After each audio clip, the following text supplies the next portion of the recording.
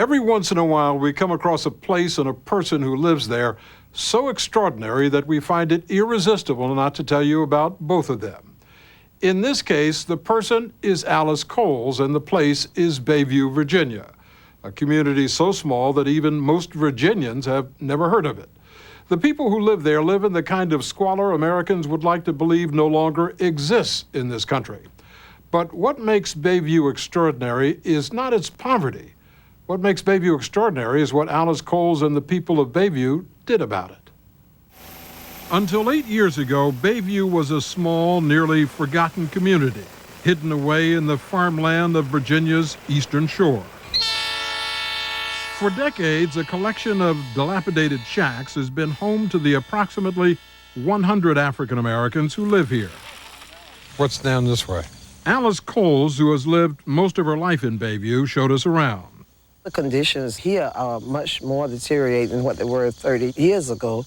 Today, it's just 2-room shacks, 3-room shacks. You can choose any room for your kitchen because there's nothing there to say, this is my kitchen, this is my living room, my bedroom.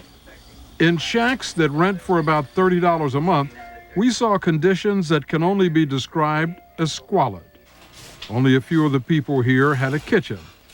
All had to survive in these drafty places through the cold of winter. These holes in the ceiling? They've been there for years. None of these shacks has indoor running water or a toilet. In fact, until recently, the only water came from shallow wells that frequently were polluted by waste from outhouses that are still common here. The electrical wiring is substandard and dangerous, resulting in numerous fires with deadly consequences. How many people do you think you've seen die in fires? I've seen 11, 6 of which were kids. Cole says one of those kids was just a baby. The mother and uncle became trapped when they rushed back into the burning shack to save the child. I can remember people just pumping. There was just one little string of water coming out the pump, and the house burned like paper, and 3 people perished. Despite their poverty, the residents of Bayview belong to a tightly knit community with deep roots in the past. And this is the graveyard? And this is the graveyard. Some of their ancestors who settled in Bayview as freed slaves after the Civil War are buried in this cemetery. Traditionally, most people in this part of Virginia worked in farming or in the seafood industry. But by the mid-1990s, as those jobs disappeared, Bayview became even poorer and more isolated. That isolation ended in 1995 when the state of Virginia announced plans to build a maximum security prison on 270 acres right in the middle of Bayview. It would change this community, but not the kind of change anyone could have envisioned. The siting of a prison in a 300-year-old community, this is a very rural place to find open space anywhere. And I opened my mouth right then and said, no, this is it. I'm not going to take this one. Good evening. My name is Alice Coles. This home video from 1995 shows Coles lobbying against the prison before county officials. At the time, she was a 45-year-old single mother with 2 kids, had only a high school education, and was making $5,000 a year as a crab picker. And yet she emerged as the strongest local leader opposing the prison. And you won. We won. Did that change you at all? Oh, yes, it did. I said, if I can defeat a prison, why live like this? Black, white. Alice spoke at a celebration of their victory. We have stood together and have proven that we can take power within our hands for something positive to build upon. Never let back on that. This is just the beginning of the beginning. It was the beginning of a new organization, the Bayview Citizens for Social Justice. Cozy Lockwood was one of the founders. It was either improve our neighborhood or something worse than a prison was coming to our neighborhood. So what we decided, we'll get together, maybe fix up some houses. But once we really got into it, the scope was so broad, we needed more than just some band-aids to fix the houses. Cole says they realized they needed to learn organizational skills and fundraising.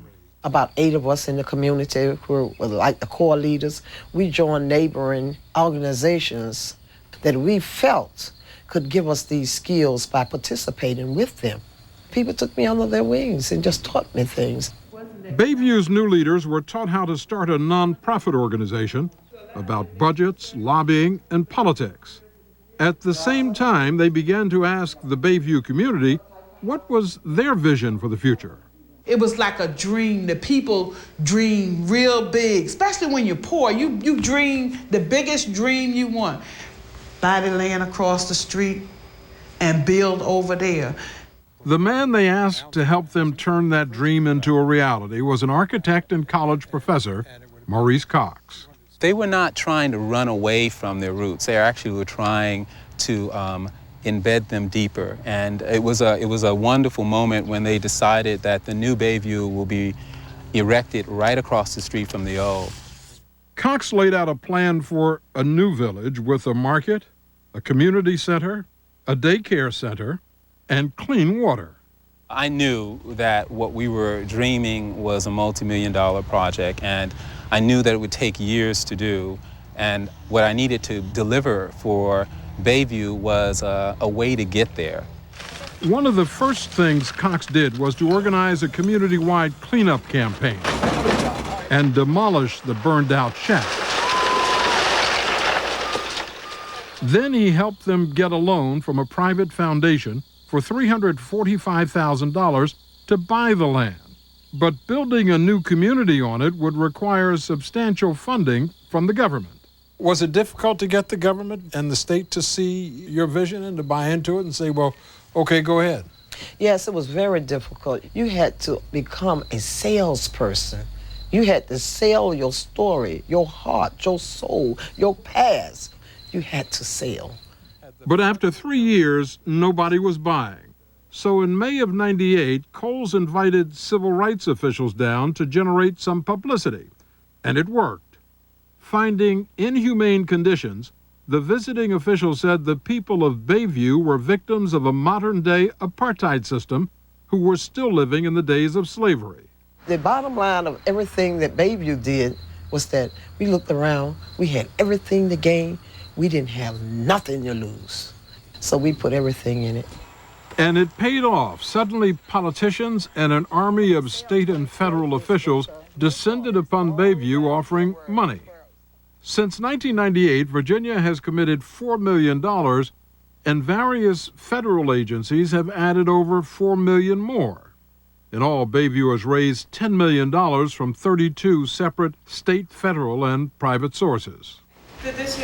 Coles used some of the money to set up an office, but says she soon realized that overseeing a multi-million-dollar construction project required expertise that she didn't have. I went up to another guy and asked for some training. I said, I've lost it. I don't know enough about engineering. I don't know enough about development. He said, what do you need? I said, I need someone that have been there and done that. I want someone who understand government funding. I need someone that understand nonprofits.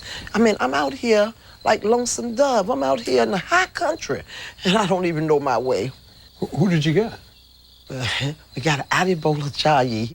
Adebola Ajayi has 11 years' experience in the U.S. working on rural poverty programs. In Bayview, he's the project manager dealing with budgets, contracts, and schedules. What we're going to do is... Ajayi is also an African, and he says it's no coincidence that in Bayview, he's working with the descendants of African slaves.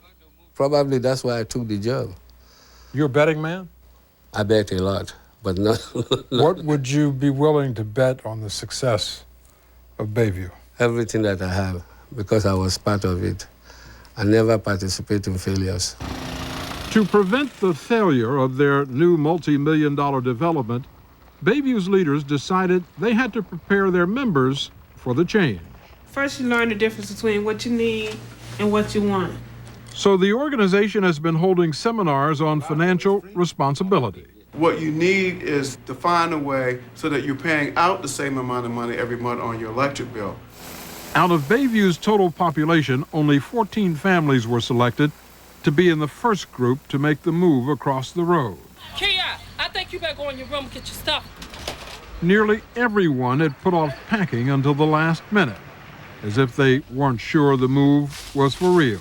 We like Louise and George Jefferson. We moving on up. Good morning, everybody. We've been a long time getting this fur, but we done got here and we appreciate it. Congratulations. Congrats, your kid. October 1st was moving day, the day Bayview's residents got the keys to the houses they'd been dreaming about and waiting for since 1995. How I got over, how I got over. You know my soul looked back and wondered how I got over. Each house cost approximately $70,000 to build, but some will rent for as little as $30 a month. The U.S. Department of Agriculture's Rural Poverty Program subsidizes the rest. This is your house. Okay. Nobody's taking that away. And that is the air come out. The apartments have amenities that most Americans take for granted. Well, the lady's getting us some water. Most people in Bayview thought indoor plumbing and central heating was someone else's life, not theirs. According to Coles, it's hard for some of them to believe that after so long, their lives are finally changing. She can hardly believe it herself.